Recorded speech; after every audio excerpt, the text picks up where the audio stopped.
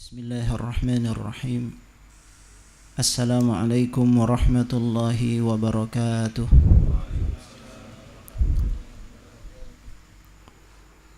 Innal hamdalillahi nahmaduhu wa nasta'inuhu wa nastaghfiruh wa na'udzu billahi min shururi anfusina wa min sayyiati a'malina.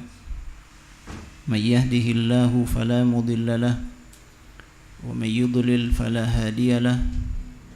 أشهد أن لا إله إلا الله وحده لا شريك له وأشهد أن نبينا وحبيبنا محمدا عبده ورسوله اللهم صل وسلم وبارك على سيدنا محمد وعلى آله وصحبه ومن تبع هداه إلى يوم الدين أما بعد Rabbi syrah li sadri wa yassir li amri wahlul 'uqdatam min lisani yafqahu qawli.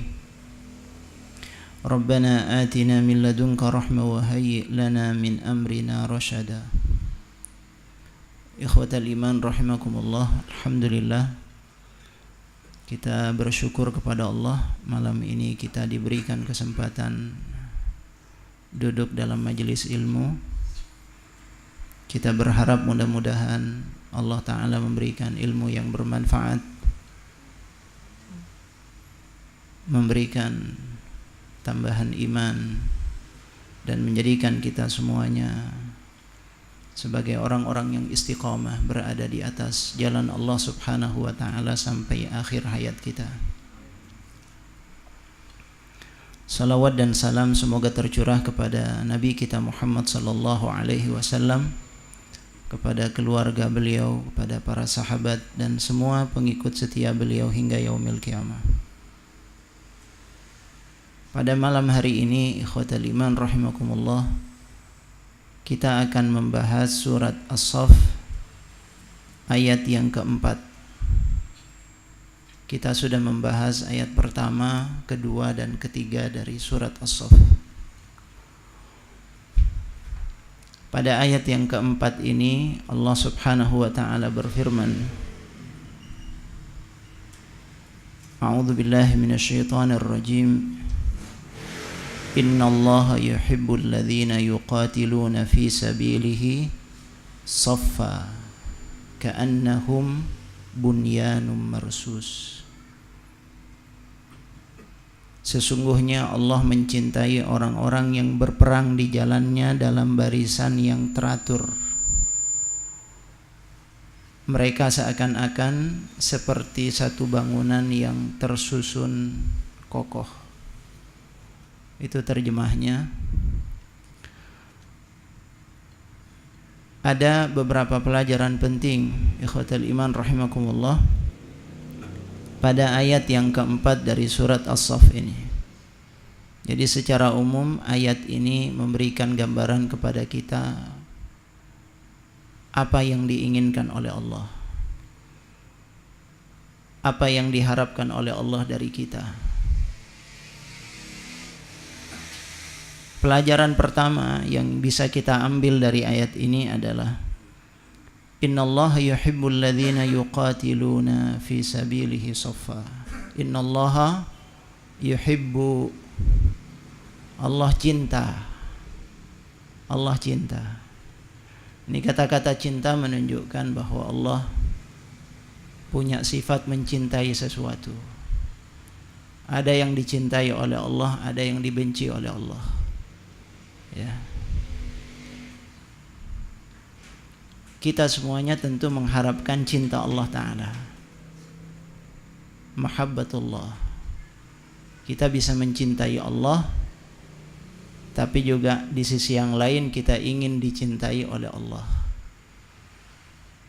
Dan tidak ada martabat yang lebih tinggi daripada kalau kita sudah dicintai oleh Allah Ta'ala. Kita semuanya ingin dicintai oleh Allah, iya kan? Banyak orang yang mengaku cinta kepada Allah Ta'ala. Ya. Banyak orang yang mengaku cinta kepada Allah.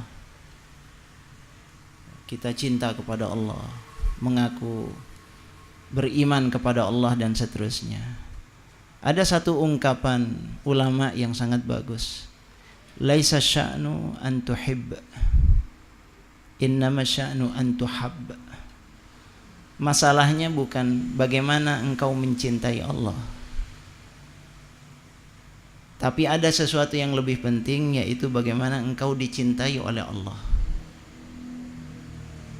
Jangan sampai kita cinta kepada Allah bertepuk sebelah tangan, mengaku cinta kepada Allah padahal Allah murka kepada kita karena cara kita mewujudkan cinta tersebut tidak benar.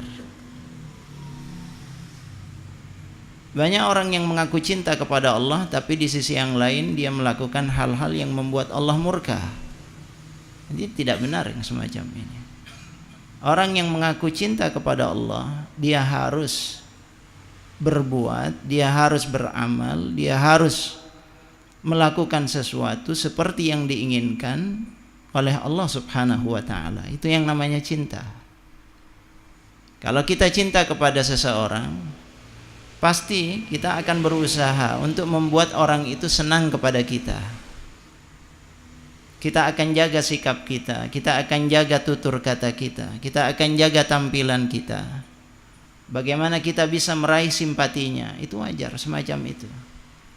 Tapi kalau ada orang yang mengaku cinta kepada seseorang, tapi dia tidak pernah mendengarkan pembicaraannya, tidak pernah mendengarkan perintahnya, malah dia cenderung melakukan sesuatu yang dia benci, itu namanya bukan cinta. Nah, cinta itu harus ditunjukkan oleh sikap kita, oleh perbuatan kita, oleh amal-amal kita yang menunjukkan bahwa kita cinta kepada Allah Subhanahu wa ta'ala. Kalau kita sudah cinta kepada Allah, Allah akan cinta kepada kita. Kan begitu. Nah, yang disebutkan oleh Allah Subhanahu wa ta'ala pada ayat ini, innallaha yuhibbu, Allah senang, Allah cinta, kata Allah. Tapi siapa yang dicintai oleh Allah Subhanahu wa ta'ala, itu yang harus kita tahu. Siapa sih yang dicintai oleh Allah? Orang seperti apa sih yang dicintai oleh Allah? Dalam Al-Quran, Allah memberikan penjelasan kepada kita, ada beberapa karakter, sifat, perbuatan yang dicintai oleh Allah Subhanahu wa ta'ala. Di antara yang dicintai oleh Allah, dan kalau kita ingin mengharapkan cinta Allah ta'ala, di antaranya adalah ittiba'un nabi, mengikuti Nabi kita Muhammad sallallahu alaihi wasallam. Allah ta'ala mengutus Rasulullah untuk diikuti. Kalau kita ikut Rasul, Allah akan cinta kepada kita. Itu sudah konsekuensinya begitu. Qul in kuntum tuhibbunallah fattabi'uni yuhibbukumullah. Jadi logika cinta kita harus mengikuti apa yang diinginkan oleh Allah Ta'ala. Qul in kuntum tuhibbunallah, katakan kalau kalian mengaku cinta kepada Allah, fattabi'uni, ikuti aku, ikuti Rasul sallallahu alaihi wasallam, yuhibbukumullah, pasti Allah akan cinta kepada kita. Jadi jalan kita untuk mendapatkan cinta Allah diantaranya adalah dengan ittiba' an-nabi sallallahu alaihi wasallam, mengikuti Rasulullah sallallahu alaihi wasallam. Dan tidak ada makam yang lebih tinggi, derajat yang lebih tinggi, kewalian yang lebih tinggi daripada mengikuti Rasulullah sallallahu alaihi wasallam. Nah, ini diantara yang disebutkan oleh Allah dalam Al-Quran. Mau dapat cintanya, ikut Rasulullah, insya Allah dicintai oleh Allah Ta'ala. Gitu. Yuhibbukumullah. Di antara yang lainnya lagi apa? Punya sifat adzillah, lembut kepada orang-orang mukmin, a'izzah 'alal kafirin, dan punya sifat tegas kepada orang-orang kafir. Itu adalah ciri orang yang dicintai oleh Allah Subhanahu wa ta'ala. Ya ayyuhalladzina amanu may yartadda minkum an dinihi fasawfa ya'tillah biqaumin yuhibbuhum wa yuhibbuna adillah 'alal mu'minin a'izza 'alal kafirin yujahiduna fi sabilillah wa la yakhafuna lawmata la'im. Ternyata orang-orang yang dicintai oleh Allah, karakternya di antara sifatnya itu adalah adillah. Dia punya sifat lembut, baik kepada sesama mukmin, cinta kepada sesama mukmin, ya, memperlihatkan akhlak yang bagus kepada sesama mukmin, merendahkan sayap, tawadhu kepada sesama mukmin. Ini dicintai oleh Allah Ta'ala. Allah senang yang semacam ini. A'izzah, tapi di sisi yang lain dia menunjukkan sikap tegas kepada orang-orang kafir. Menunjukkan wibawa dia kepada orang-orang kafir. Ini yang semacam ini yang dicintai oleh Allah Subhanahu wa Ta'ala. Yuhibbuhum wa yuhibbuna. Allah cinta kepada mereka dan mereka juga cinta kepada Allah karena sifat tadi itu. Adzillah 'alal mu'minina 'izzah 'alal kafirin. Jadi itu diantaranya. Nah, ini cinta yang akan diberikan oleh Allah Subhanahu wa Ta'ala kepada kita kalau kita punya sifat-sifat tersebut. Ya, kalau kita punya sifat tersebut. Atau dalam hadis misalnya Nabi kita Muhammad sallallahu alaihi wasallam menyebutkan bahwa siapa yang mendekatkan diri kepadaku bin nawafil, la yazalu 'abdi yataqarrabu ilayya bin nawafil hatta uhibbah. Ini dalam hadis qudsi. Kalau ada seorang hamba terus menerus dia melakukan amalan-amalan sunnah, dia melakukan amalan-amalan nafilah yang wajib dia jaga, dia kerjakan, ya. Tetapi di samping yang wajib dia ingin juga mendekatkan diri kepada Allah, menambah dengan amalan sunnah. Salatnya dia tambah, tidak hanya yang wajib, rawatibnya dia jaga, salat duha, salat tahajud misalnya. Kemudian di sisi yang lain bukan hanya puasa wajib tapi juga puasa sunnah, tilawah Al-Quran, zikir dan seterusnya. Kalau ada hambaku yang melakukan semacam ini, hatta uhibbah, kata Allah Ta'ala, aku akan cinta kepada orang tersebut. Dan kalau aku sudah cinta kepada dia, maka Allah akan menjadi pendengarannya. Dia mendengar sesuai dengan apa yang diinginkan oleh Allah. Dia melihat sesuai dengan apa yang diinginkan oleh Allah. Dia berjalan menuju tempat-tempat yang diinginkan oleh Allah. Apa yang dia pegang sesuai dengan apa yang diinginkan oleh Allah. Semuanya dipandu oleh Allah Ta'ala sebab orang ini sudah dicintai oleh Allah Ta'ala. Diberikan taufik oleh Allah Subhanahu wa Ta'ala. Apa sebabnya? Sebabnya adalah karena dia melakukan amalan-amalan sunnah, an-nawafil. Ini yang disebutkan oleh Nabi kita Muhammad sallallahu alaihi wasallam. Jadi itu cara kita kalau kita ingin dicintai oleh Allah. Atau dalam hadis yang lain Nabi sallallahu alaihi wasallam juga menyebutkan bahwa musibah yang menimpa kita, ujian yang menimpa kita, itu adalah cara Allah Subhanahu wa Ta'ala untuk menunjukkan cintanya kepada kita. Innallaha idza ahabba 'abdan ibtalah, atau kama qala sallallahu alaihi wasallam.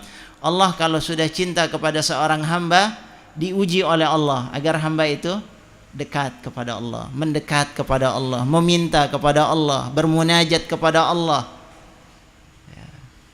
curhat kepada Allah Subhanahu wa Ta'ala. Nah, itu cinta Allah Subhanahu wa Ta'ala kepada kita. Pada ayat ini, kita kembali kepada ayat ini, Allah Ta'ala mengatakan innallaha yuhibbul ladzina yuqatiluna fi sabilih. Di antara cara kita untuk mendapatkan cinta Allah adalah yuqatiluna fi sabilih. Yuqatiluna fi sabilih, berperang di jalan Allah. Qital, ya, qital di jalan Allah Subhanahu wa Ta'ala. Nah, kalau kita melihat kata yuqatiluna, al-qital, ini al-qital adalah min ahammi anwa'il jihad fi sabilillah. Salah satu bentuk jihad yang paling utama adalah al-qital, perang. Jadi ini adalah jenis jihad. Allah Subhanahu wa Ta'ala menyebutkan jihad yang paling tinggi adalah al-qital. Sebab dia sudah rela mengorbankan yang paling mahal yang dia punya di jalan Allah. Sebab manusia, ikhwafillah rahimakumullah, kalau disuruh untuk mengorbankan sesuatu, biasanya mulai dari yang paling murah nilainya. Ya. Kalau dia sudah berani memberikan yang paling mahal, berarti dia menunjukkan pengorbanan yang paling hebat. Dan pengorbanan yang paling tinggi itu adalah dia berani mengorbankan nyawanya di jalan Allah Subhanahu wa ta'ala. Nah, artinya apa? Kalau dia sudah berani memberikan yang paling mahal di jalan Allah, maka yang di bawahnya itu secara otomatis insya Allah dia akan lakukan. Biasanya semacam itu. Jadi jenis jihad ini macam-macam. Allah menyebutkan yang paling tinggi. Di antara jenis jihad yang kita fahami di antaranya adalah jihadun nafas. Jihadu an-nafas ini yang pertama, tingkatan yang paling pertama adalah jihadun nafas. Sebab nggak bisa kita memerangi yang di luar sebelum kita memerangi diri kita sendiri. Kalau hawa nafsu kita nggak bisa dikendalikan, mustahil kita akan bisa mengendalikan musuh yang ada di luar.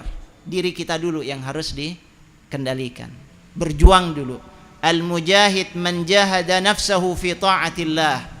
Yang disebut mujahid itu adalah orang yang berjihad, mengendalikan nafsunya dalam ketaatan kepada Allah. Dia berusaha agar dirinya selalu taat kepada Allah.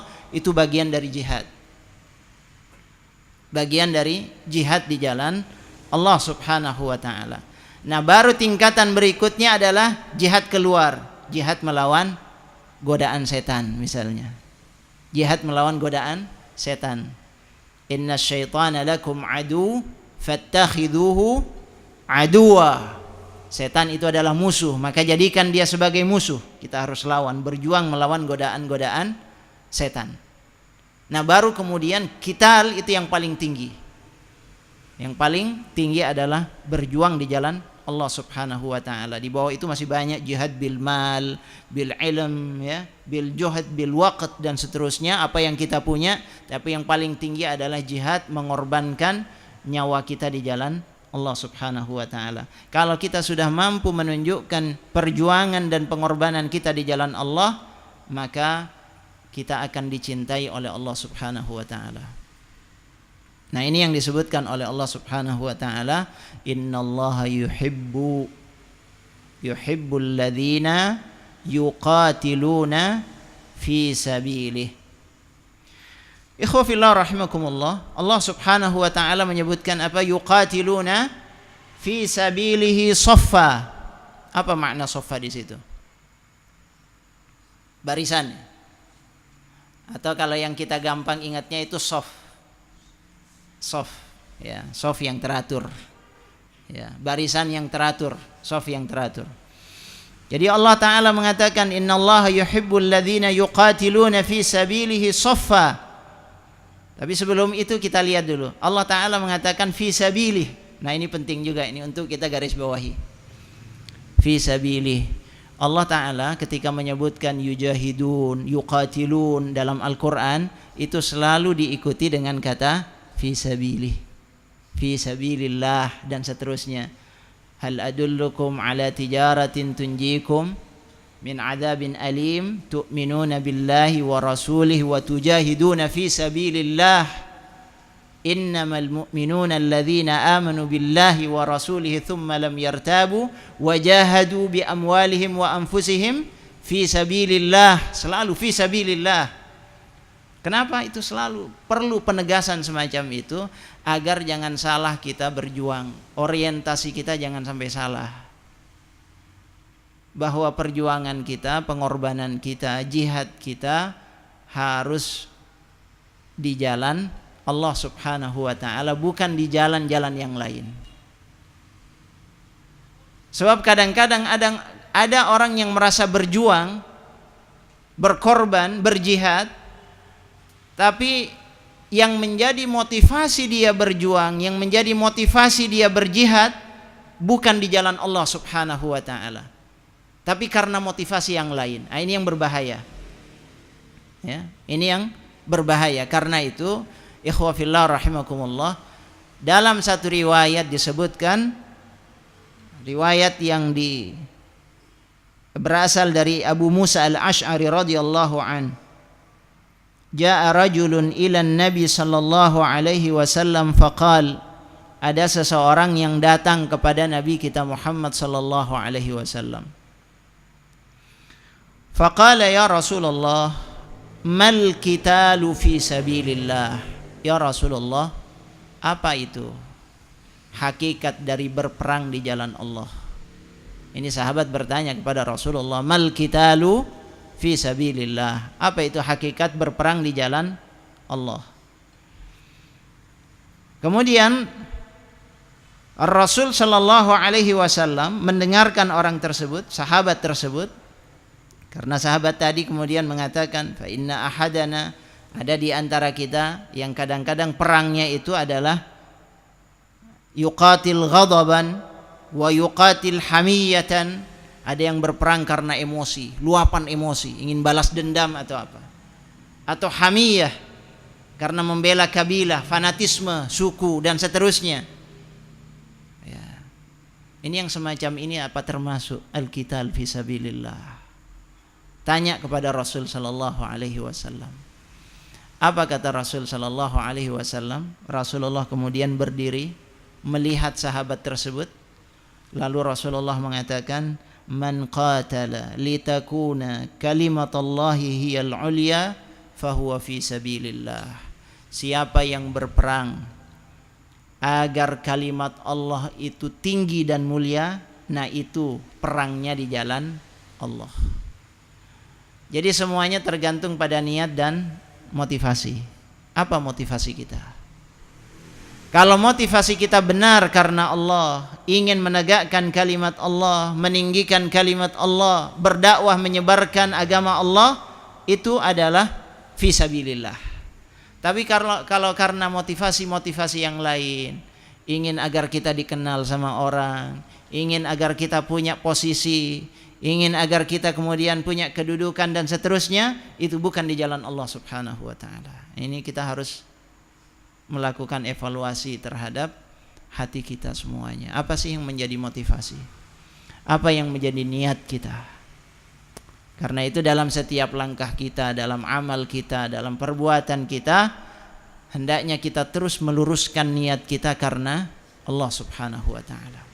Nah, ini yang ditekankan oleh Allah. Kenapa Allah Ta'ala menegaskan selalu fisabilillah, fisabilillah, di jalan Allah, agar kita tidak melenceng, agar jangan sampai pengorbanan kita sia-sia. Sudah habis waktu kita, hidup kita, tenaga kita, pikiran kita capek, tapi ternyata bukan di jalan Allah Subhanahu wa Ta'ala. Ini bahaya. Tapi kalau kita melakukannya di jalan Allah, Allah akan ridha kepada kita, Allah akan cinta kepada kita, Allah akan senang kepada kita. Termasuk datangnya kita ke tempat ini, kalau karena Allah Subhanahu wa taala, itu akan mendapatkan poin dan akan mendapatkan cinta dari Allah Subhanahu wa taala. Ya, dan kita sudah pernah mendengar satu riwayat misalnya yang menegaskan bagaimana 3 orang yang pertama kali mendapatkan hisab dari Allah, diadili oleh Allah Subhanahu wa taala. Yang 3 orang ini luar biasa. Ada yang qari atau dai, mengajarkan Al-Qur'an, ya, alim dia, tapi ternyata bukan karena Allah, masuk ke dalam neraka. Ada juga orang yang dermawan, orang yang murah hati, dia selalu berinfak di jalan yang dia anggap ini adalah jalan-jalan kebaikan, tapi ternyata dia berinfak hanya ingin disebut sebagai dermawan, ya, ingin disanjung, dipuji oleh orang, tidak masuk surga, dia diseret masuk ke dalam neraka. Ada orang yang dia berperang, ya, di jalan Allah Subhanahu wa taala menurut orang-orang di sekitarnya, tetapi ternyata ketika diadili oleh Allah Subhanahu wa taala dan Allah yang mengetahui niatnya, hatta malaikat tidak mengetahui niat masing-masing orang. Malaikat hanya mencatat fulan baik, fulan melakukan amal ini, tapi yang tahu hati orang itu hanya Allah Subhanahu wa taala. Akan disingkap oleh Allah siapa dia sebetulnya. Dan orang yang meninggal, yang menurut kita ini matinya di jalan Allah, tapi ternyata Di sisi Allah ada yang ketika disingkap di sisi Allah, dia bukan berperang di jalan Allah Subhanahu wa taala, tapi ingin disebut sebagai pemberani. Akhirnya dia juga diseret masuk ke dalam neraka Allah taala. Nah, ini penting ikhwafillah, meluruskan niat kita semuanya.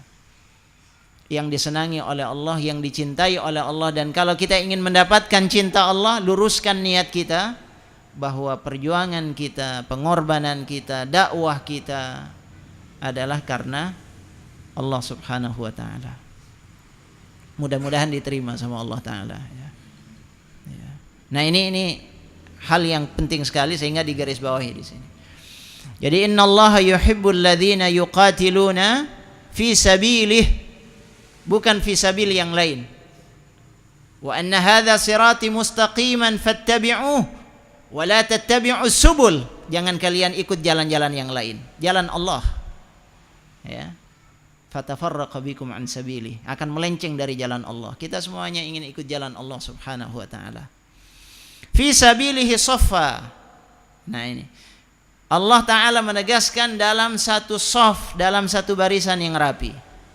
Apa yang bisa kita ambil dari sini? Yuqatiluna fi sabilihi saffa. Allah senang kepada orang yang berperang di jalan Allah dalam barisan yang rapi. Yang pertama, kita bisa mengambil pelajaran dari sini bahwa yang disenangi oleh Allah bukan berperang sendirian. Ya, itu menunjuk kepada apa itu? Yuqatiluna menunjuk kepada dhamirul jama'. Ya, jama' di situ. Yuqatilun. Allah tidak mengatakan yuqatil, tapi yuqatilun menunjukkan jama', banyak orang.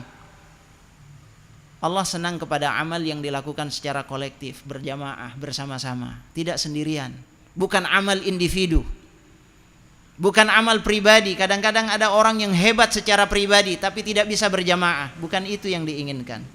Yang diinginkan oleh Allah Subhanahu wa taala, bagaimana amal kita dilakukan secara berjamaah. Itu yang akan mendapatkan poin dari sisi Allah taala. Ya.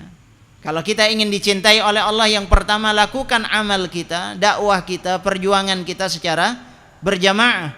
Karena itu akan menjadi sebab turunnya rahmat Allah Subhanahu wa taala. Yadullah ma'al jamaah. Pertolongan Allah itu bersama dengan jamaah. Ya. Nah, ini yang penting ikhwafillah, dan kita butuh sekarang ini. Kita butuh. Umat Islam ini tidak akan berhasil, tidak akan menang kalau bekerja secara sendiri-sendiri, individu, ego, ya, nafsi-nafsi, nggak bisa semacam itu. Kita harus berjamaah. Dan berjuang bersama dengan jamaah ini beda dengan berjuang sendirian. Berjuang sendirian itu lebih mudah. Ya, berjuang sendirian lebih mudah. Kalau kita berada di hutan sendirian atau di satu tempat sendirian, kita kemudian tidak mau berinteraksi dengan yang lain, sendirian saja taat kepada Allah, itu lebih mudah. Tapi kalau berjamaah, kita harus menjaga perasaan kita dengan saudara kita. Iya kan? Pasti ada gesekan. Nah, itu ujiannya berjamaah. Dari situ kita akan mendapatkan pahala yang besar kalau kita bisa selaras bersama dengan jamaah. Ada orang yang tidak kuat, dia ketika sendirian dia hebat, tapi ketika bersama dengan jamaah tidak kuat. Nafasnya tidak panjang, baru sebentar dia sudah menunjukkan kekesalan, menunjukkan kekecewaan, berinteraksi dengan fulan gak nyaman, dengan fulan gak nyaman. Ya, itu resiko berjamaah. Ya. Makanya nilainya besar. Rasul sallallahu alaihi wasallam menyebutkan, alladzi yukhalitun nas wa yasbir ala adahum khairun min alladzi la yukhalitun nas wa la yasbir ala adahum, atau kama qala sallallahu alaihi wasallam.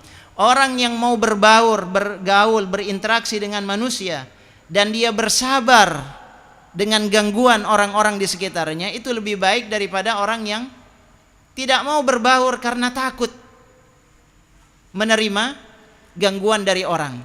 Enggak siap dia, akhirnya dia menyendiri hidupnya. Ini enggak benar yang semacam ini, ya. Karena Allah lebih cinta kepada yang berinteraksi. Kita bersosialisasi, tapi kita jaga, kita punya kepribadian. ya, dan seterusnya. Nah, ini yang diinginkan oleh Allah Ta'ala. Yuqatilun, dari kata itu menunjukkan bahwa ini jama', bekerja secara kolektif, berjamaah. Salat berjamaah saja nilainya beda dengan salat sendirian, ya. Dan begitu juga dengan yang lainnya. Ikhwafillah rahimakumullah. Kemudian yang kedua, ketika Allah Ta'ala mengatakan yuqatiluna fi sabilihi saffa. Saffa ini barisan yang teratur. Bahwa kalaupun kita bekerja secara berjamaah, sama-sama kita bekerja, tapi jangan sampai serampangan, tidak ada sistem. Allah pingin punya sistem. Saffa, rapi kerjaannya. Jangan seperti orang banyak yang ramai, tapi nggak siapa pemimpinnya, siapa yang dipimpin nggak jelas.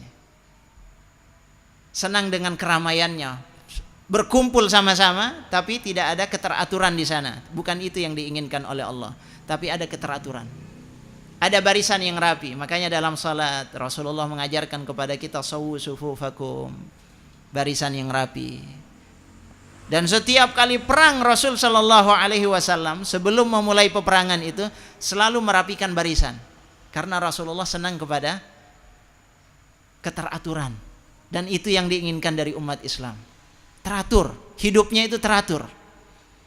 Betul kita berjamaah, tapi berjamaahnya tuh teratur, nggak asal-asalan gitu. Bayangkan kalau di satu masjid orang nggak mau diatur sholatnya, maunya sholat di sana, berkumpul di masjid, tapi safnya sendiri-sendiri nggak mau diatur. Bukan itu, tapi berjamaah dan mau diatur. Ada nizam, ada aturan di sana. Itu yang diinginkan oleh Allah. Nah, ini yang kita bangun, spirit itu yang kita bangun. Ikhwafillah. Kemudian Allah Ta'ala mengatakan yuqatiluna fi sabilihi saffa ka'annahum bunyanun marsus, seperti bangunan yang kokoh. Berarti bukan hanya berjamaah, bukan hanya teratur, tapi harus solid, kokoh. Ya, harus ada soliditas. Nah, itu yang diinginkan oleh Allah. Kalbunyan, seperti bangunan yang kokoh, bukan bangunan biasa. Ada bangunan yang rapuh, itu bangunan apa? Laba-laba. Ya. Dan auhanal buyut labaitul ankabut. Rumah yang paling rapuh itu adalah rumah laba-laba. Kita lihat bagus, tapi kalau dia kena ada binatang kecil saja masuk itu udah rusak dia punya rumah. Nah itu. Orang melihat, wah ini banyak. Tapi sedikit masuk saja musuh sudah habis dia. Nah, ini tidak solid berarti. Yang diinginkan oleh Allah banyak, kolektif, rapi, teratur, dan solid. Nah, itu yang diinginkan oleh Allah. Kuat dia. Saling membantu satu dengan yang lain, saling menopang satu dengan yang lain, dan itu yang disebutkan oleh Nabi kita Muhammad sallallahu alaihi wasallam, al-mu'min lil mu'min kal bunyan yashuddu ba'duhu ba'dha. Mukmin yang satu dengan mukmin yang lain seperti satu bangunan yang saling menguatkan pilar-pilarnya satu dengan yang lain. Nah, ini yang diinginkan oleh Rasulullah sallallahu alaihi wasallam. Jadi bangunan yang kokoh.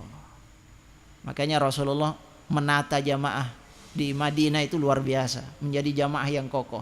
Kalau ada fitnah yang masuk, nggak berhasil fitnah itu memporak-porandakan soliditas mereka, tetap mereka menjadi jamaah yang kokoh. Peristiwa besar seperti hadithul ifk, ternyata mereka tegar dengan itu. Memang ada sebagian yang kena pengaruh, tapi tetap secara umum mereka menjadi satu jamaah yang kuat gitu. Nah, itu yang diinginkan oleh Allah Ta'ala.